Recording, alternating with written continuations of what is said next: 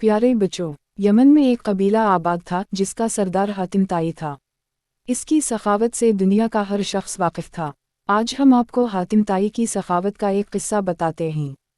कहते हैं कि रूम के बादशाह के दरबार में एक दिन हातिम ताई की सखावत का तज़किरा हुआ।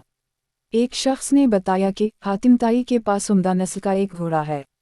वो खूबसूरत इतना है कि जो भी देखता है उसकी तारीफ किए बगैर नहीं रहता। हातिम ताई की तारीफ सुनकर बादशाह ने कहा, जब तक किसी आदमी को आजमाया ना जाए इस वक्त तक उसके बारे में कोई राय कायम करना अक़ल के खिलाफ है।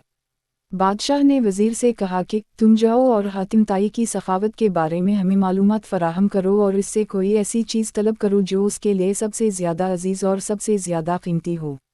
आप उससे उसका तेज़ रफ्तार घोड़ा तलब करें। बादशाह को दरबारी की ये बात पसंद आई। इसने वज़ीर से कहा कि तुम हातिम ताई के पास जाओ और उससे उसका घोड़ा मांगो, अगर वो घोड़े का एसार कर देता है तो हातिम ताई यकीना सफ़ी है। वज़ीर और बादशाह के दरबारी सफ़र तय करते हुए रात के वक्त हातिम ताई के घर पहुँचे। जिस वक्त ये लोग वहाँ पहुँचे मूसलाधार बारिश हो रही थी। घुप अंधेरे में बादलों की गरज चमक माहौल को खौफनाक बना रही थी।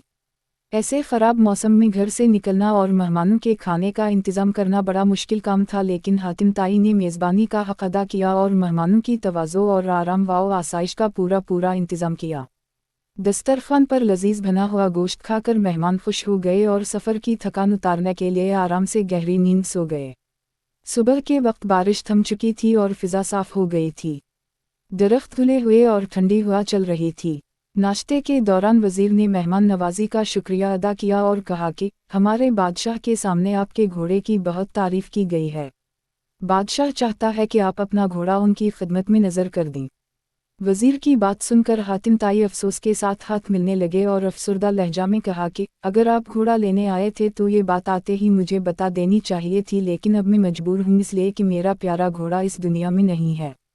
पूरी रात तूफ़ानी बारिश बरसती रही। मेरे लिए मुमकिन नहीं था कि इतने सारे लोगों के खाने का इंतज़ाम कर सकूं। ये भी मुमकिन न था कि गांव से ज़ियाफ़त के लिए कोई जानवर मंगवा सकता, लिहाजा मैंने घोड़े को ही ज़बा कर दिया और इसका बना हुआ गोश्त दस्तरखान की जीनत बन गया।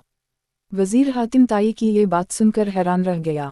बादशाह को जब ये सारा वाक़या सुनाया गया तो बादशाह ने भी हातिम ताई की सखावत की तारीफ़ की। प्यारे बच्चों, इस कहानी से हमें एक बहुत बड़ा सबक मिलता है। हातिम ताई ने अपने दिल से सखावत की और अपने कीमती घोड़े की कुर्बानी दी ताकि मेहमानों को खाना मिल सके। इसने हमें ये सिखाया कि सखावत का मतलब सिर्फ माल या चीज़ें देना नहीं, बल्कि दिल से दूसरों की मदद करना है। याद रखो, आप हमेशा दूसरों की मदद कर सकते हो, चाहे वो छोटे काम हों या बड़े।